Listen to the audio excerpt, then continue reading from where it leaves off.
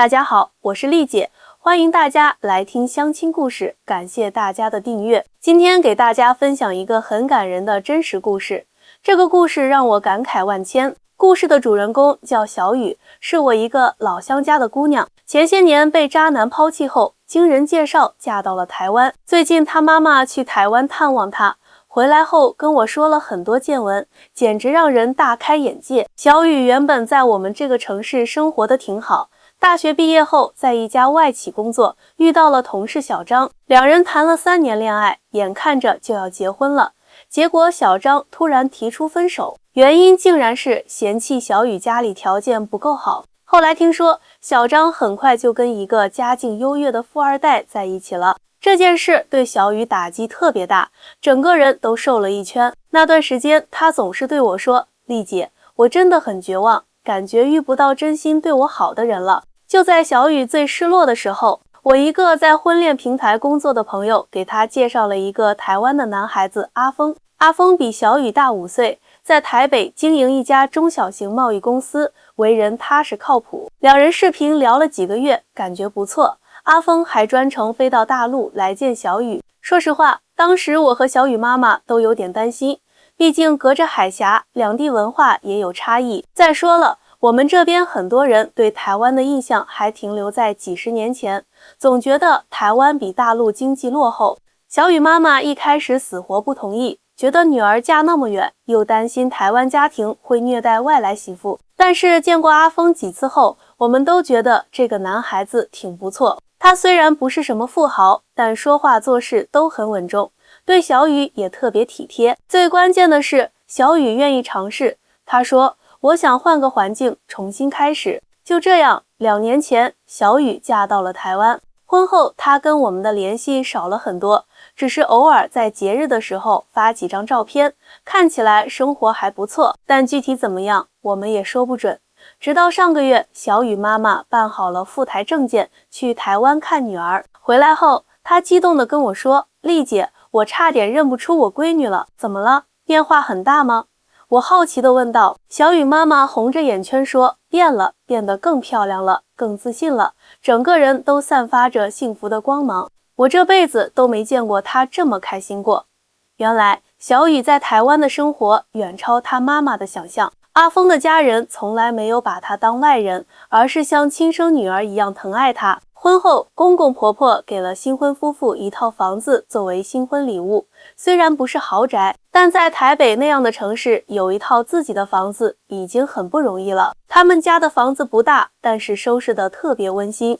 小雨妈妈说，最让我惊讶的是，阿峰的爸妈根本不干涉小两口的生活，从来不会像我们这边的婆婆那样指手画脚。小雨妈妈去的那段时间，刚好是小雨怀孕3个月，公婆知道后，马上调整了全家的作息，每天变着花样给小雨做营养餐，连早上喝的豆浆都是现磨的。公公还特意请了假，每天早上陪小雨妈妈去附近的公园晨练，顺便带她认识周围的环境。他们家真的太会过日子了。小雨妈妈感叹道，虽然没有大富大贵，但生活品质特别高。最神奇的是，他们家里一点灰尘都没有，台湾人真的很会收纳整理。小雨在台湾也找到了工作，在一家设计公司做平面设计，公司规模不大，但福利很好。最重要的是，老板特别尊重员工。知道小雨怀孕后，公司立刻给她安排了更轻松的工作，还承诺产假结束后可以优先安排在家办公。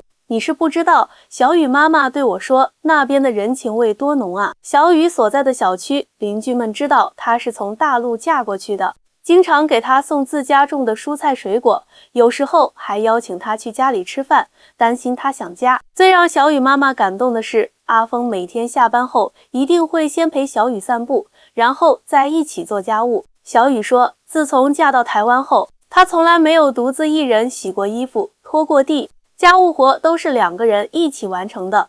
阿峰还会做饭呢。小雨妈妈笑着说，他做的红烧肉可好吃了，我都跟他学了几手。不仅如此，小雨还带妈妈参观了台北的大街小巷。台北虽然没有上海、北京那么现代化的高楼大厦，但处处透露着人文关怀，街道很干净，路人彬彬有礼，即使是普通的小店员也会笑着跟你问好，那边的服务态度真的太好了。小雨妈妈说，我们去一家普通的小餐馆吃饭，服务员看我用筷子有点不顺手，马上拿来了叉子，还特意问我们饭菜合不合胃口，走的时候还一直说欢迎再来，这种感觉就是被尊重啊。小雨妈妈还发现，台湾的医疗服务特别人性化。小雨产检的医院虽然不大，但医生会花半个多小时仔细解释每一项检查结果，护士还会主动提供各种孕期指导和建议。你知道吗？小雨妈妈眼睛亮晶晶的，医生看病不是像我们这里一样急匆匆的，而是会耐心听你说完所有症状，然后再给出详细的诊断和治疗建议。感觉自己是被当成人看待，而不只是一个病历号码。在台湾的2周里，小雨妈妈最大的感受就是，台湾社会的人情味儿特别浓厚，人与人之间的关系更平等、更尊重，无论是家庭内部还是社会交往。最让我震惊的是，小雨妈妈说，阿峰的爸爸每天早上都会给阿峰妈妈准备早餐，然后送到床前。我问他为什么要这样做，他说，因为我爱他啊。说的特别自然，我听了都愣住了。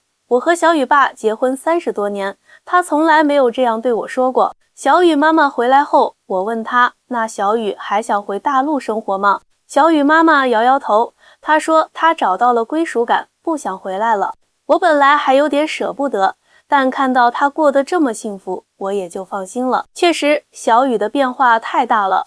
从当初那个被渣男伤透心、自信心全无的姑娘，变成了现在这个幸福满满、光彩照人的台湾媳妇。这种转变不仅仅是因为嫁了一个好老公，更重要的是她融入了一个更尊重个人、更温暖的社会环境。小雨在一次视频通话中告诉我，丽姐，我现在才明白什么是真正的幸福。幸福不是住多大的房子、开多贵的车，而是被真心爱护、被平等对待的感觉。在这里，我找到了自己的价值。听到这里，我不禁为小雨感到由衷的高兴。也许这就是她不想回大陆的真正原因吧。不是因为台湾的物质条件有多好，而是那里的人文环境给了她前所未有的尊重与关爱。其实，我们经常会戴着有色眼镜看待不同的地区。很多大陆人觉得台湾经济不如大陆发达，生活水平肯定比不上大陆。但小雨的故事告诉我们，经济数据只是一方面，真正决定生活品质的，还有人与人之间的关系，社会的人文氛围。这让我想起一句话，幸福感往往来源于被尊重和被爱护的程度，而不仅仅是物质条件的优越。接下来，我要继续给大家讲述小雨在台湾的更多见闻和感受，以及她在那里如何找到了真正的自我。我问小雨妈妈，台湾真的像小雨说的那么好吗？会不会是她只展示了光鲜的一面？小雨妈妈摇摇头，说我在那边住了2周，亲眼所见，台湾当然也有问题，房价高，年轻人压力大，但整体社会氛围确实很温暖。她给我讲了一个小故事。有一天，她和小雨去超市购物，不小心把一瓶酱油打碎了。在大陆遇到这种情况，通常会有点尴尬，甚至可能会被工作人员指责。但在台湾的超市里，工作人员非但没有责怪他们，反而安慰说没关系的，这种事情常有，您别自责，然后迅速清理干净，还提醒他们小心地上湿滑。这种细节，小雨妈妈感慨到，让人感到被尊重。在台湾，人们似乎更加理解彼此，更加宽容。小雨婚后的这2年，最大的变化就是变得更加自信、独立。她告诉妈妈，阿峰从来不干涉她的社交圈、穿着打扮，甚至鼓励她发展自己的兴趣爱好。现在的小雨已经不再是那个被渣男抛弃后自卑的姑娘，而是有自己想法、敢于表达的女性。阿峰特别支持小雨的工作。小雨妈妈说，有时候小雨工作忙，她会主动承担更多家务。她总是说，你的事业和梦想同样重要。小雨说，这种被支持的感觉特别好。我很好奇，台湾的婆媳关系是怎样的？毕竟在大陆，这往往是家庭矛盾的重要来源。小雨妈妈笑着说，他们那边的婆媳关系好多了。阿峰的妈妈从来不会干涉小两口的生活，更不会像我们这边某些婆婆那样对儿媳妇指手画脚。阿峰的妈妈还有个习惯，每次跟小雨商量家里的事情，都会说你觉得这样好不好，而不是直接下命令。即使有不同意见，也会先倾听小雨的想法，然后再商量解决方案。最让我惊讶的是，小雨妈妈说，阿峰妈妈会主动向小雨学习大陆的烹饪方法，了解大陆的风俗习惯。她不会觉得自己的方式是唯一正确的，而是很开放地接受不同的文化。在台湾的时候，小雨带妈妈去了几个朋友家做客，小雨妈妈发现台湾家庭的氛围普遍很民主，家庭成员之间会平等讨论事情，即使是小孩子的意见也会被认真对待。我看到阿峰的表妹一家孩子才10岁，但父母会认真询问他对周末活动的想法，而不是直接做决定。小雨妈妈感慨道，这种尊重是从小培养的。关于台湾的经济状况，小雨妈妈也有新的认识。她说，台湾确实没有大陆1线城市那么繁华，高楼大厦没那么多，但普通人的生活质量不差。她注意到，台湾的消费水平虽然不低，但社会福利做得很好。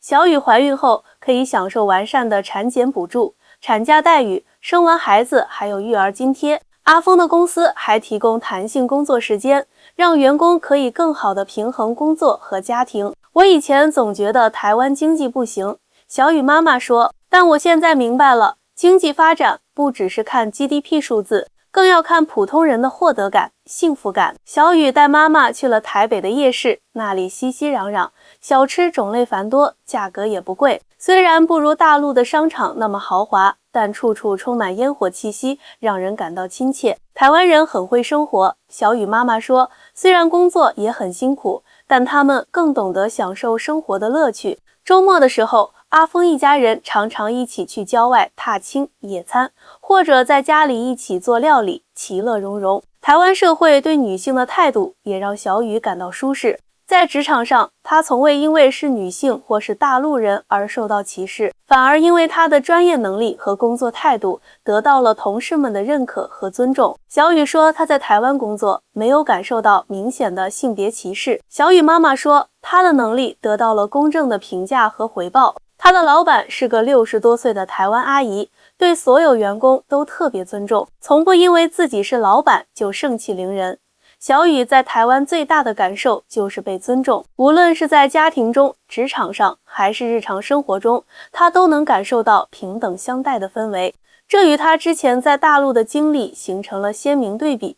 你还记得小雨前夫家吗？小雨妈妈问我，那家人表面上彬彬有礼，其实处处看不起我们，因为我们家不是公务员家庭，也不是什么有钱人，他们总是用你们那种家庭这样的话来贬低我们。确实，我还记得小雨结婚前的那段痛苦经历。她前未婚夫的家人虽然也是普通工薪阶层，但总是摆出一副高人一等的姿态，对小雨百般挑剔，洗个碗都要被指指点点，说话做事稍有不合他们心意，就会遭到冷嘲热讽。在台湾，小雨从来没有因为出身或家庭背景被人看不起。小雨妈妈说，阿峰家人知道我们家是做小生意的，从来没有嫌弃过，反而很欣赏我们的勤劳和诚实。这种尊重也体现在阿峰对小雨的态度上，他从不会因为小雨是大陆媳妇而轻视她，反而很珍视她带来的不同文化背景和思维方式。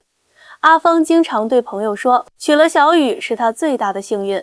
小雨妈妈笑着说，她说小雨让她看到了不同的世界。每次说起这些话，阿峰都是当着小雨的面说的，让她感到被珍视、被爱护。小雨在台湾的生活当然也有挑战，刚去的时候，她不太适应台湾的口音和某些生活习惯，但阿峰和家人给了她充分的包容和理解，让她有足够的时间去适应和融入。阿峰妈妈太细心了，小雨妈妈说，她知道小雨不习惯台湾口音，就会特意放慢语速，使用小雨能听懂的词语。家里来客人的时候，她还会主动给小雨解释一些台湾特有的称谓和习俗，让小雨不会感到尴尬。这种包容和理解让小雨很快爱上了台湾的生活。她告诉妈妈，在台湾，他感受到的是一种软实力，是人际关系中的温暖和善意，是社会氛围中的尊重和理解。小雨说，他现在终于明白什么是安全感了。小雨妈妈说，不是物质上的安全感，而是心理上的那种被接纳、被认可的感觉。在台湾的日常生活中，小雨也感受到了很多暖心的细节，比如超市里的导购员会很耐心地帮你找商品，公交车司机会等老人坐稳才启动车子，路人看到你迷路会主动停下来指路。这些小事情却让人感到被关怀。有一次，小雨感冒了，小雨妈妈说，邻居阿姨知道后，特意煮了一锅姜汤送过来。这种邻里之间的温情让人感动。小雨还带妈妈去了台湾的一些景点，比如日月潭、阿里山等。小雨妈妈发现，台湾的旅游景点虽然商业化程度不如大陆的一些景区，但更加注重保护自然环境和历史文化。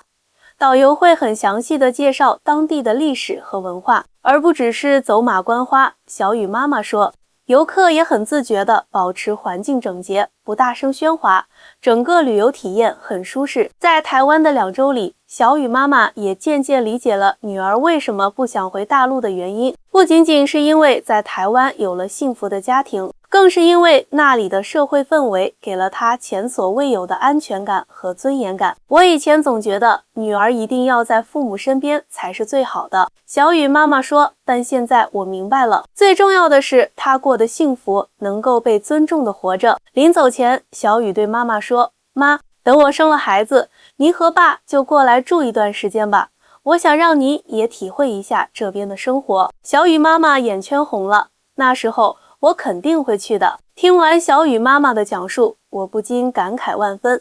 作为一名婚恋红娘，我见过太多因为物质条件、家庭背景而纠结不已的年轻人，却忽略了最重要的精神层面的契合与尊重。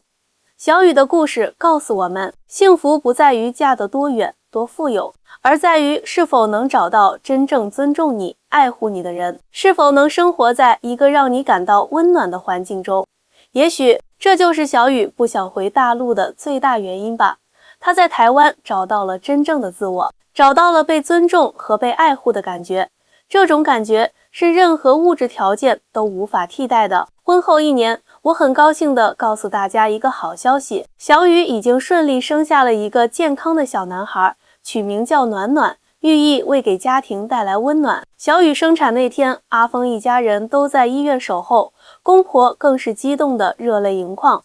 产后坐月子期间，婆婆全程照顾小雨，从不让她操心家务，每天变着花样做营养餐。小雨妈妈和爸爸也在小孙子出生后飞去台湾，这次他们准备住上3个月。让人惊喜的是，2家老人相处得特别融洽，完全没有出现我们常听说的2国军队对峙那种局面。阿峰的父母热情地带着亲家到处参观游玩，一起照顾小雨和孩子，俨然成了一家人。丽姐，你是不知道，小雨妈妈在视频中兴奋地告诉我，阿峰爸爸还专门学了几道我爱吃的家乡菜，虽然味道差了点，但那份心意真的让人感动。小雨家的小暖暖成了2家人的开心果，也成了邻居们的宠儿。每次小雨带孩子出门，总会有邻居阿姨们围过来逗弄孩子，还会送些自家做的小点心。小区里不少老人听说小雨是从大陆嫁过来的，还会主动和她分享育儿经验，生怕她因为远离娘家而感到孤单。前段时间，小雨还受邀参加了当地一个跨文化家庭交流会，分享了她从大陆嫁到台湾的经历和感受。她的真诚分享引起了许多共鸣。会后，不少台湾媳妇和大陆媳妇都和她交换了联系方式，还组建了一个互助群。在这里，我找到了另一种家的感觉。小雨在群里写道，虽然我们来自不同的地方，有着不同的文化背景，但相互尊重、相互包容，就能建立起温暖的家庭。如今的小雨已经完全融入了台湾的生活，她学会了用台湾腔调讲话，会做一手道地的台湾菜，还在社区大学学习了闽南语。阿峰也在小雨的影响下，爱上了大陆的一些文化和美食，两人经常一起看大陆的综艺节目，笑得前仰后合。更让我惊喜的是，小雨在台湾找到了自己的事业方向。他利用自己的设计专长和跨文化背景，开始经营一个小型工作室，专门为两岸的中小企业提供品牌设计服务。虽然规模不大，但因为他能够理解两地的文化差异和消费者心理，业务越做越好。阿峰全力支持小雨的事业，他负责联系台湾客户，小雨则负责创意设计和大陆市场，两人优势互补，事业蒸蒸日上。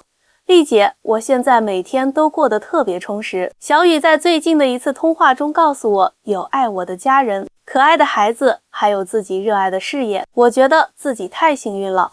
我问他是否会想念大陆的生活，他笑着说，当然会想念，尤其是想念家乡的美食和亲友。但现在交通这么方便，父母也经常过来住一段时间。我和阿峰也计划每年带孩子回大陆过春节，所以并不觉得有多遥远。这个曾经被渣男抛弃、伤心欲绝的姑娘，如今在台湾收获了完满的幸福。她的故事告诉我们，有时候看似的不幸，可能是通往更好生活的转折点。如果小雨没有经历那段失恋的痛苦，也许就不会有勇气跨出那一步，去往一个陌生的地方重新开始。作为红娘，我见证了太多姻缘的牵连和变化。我常常告诉那些在感情中受挫的人，别怕，也许命运正在为你关上一扇门，是为了给你打开一扇窗。重要的是保持开放的心态，不要被过去的伤痛所束缚。小雨的幸福不仅仅是因为她嫁到了台湾，更是因为她遇到了真心爱她、尊重她的人，以及一个包容友善的家庭环境。这样的幸福无关地域，无关贫富，而在于人与人之间的真诚相待。我是丽姐，感谢大家听完这个故事，希望每一位在婚恋道路上跋涉的人都能像小雨一样，找到属于自己的幸福港湾。咱们下期再见。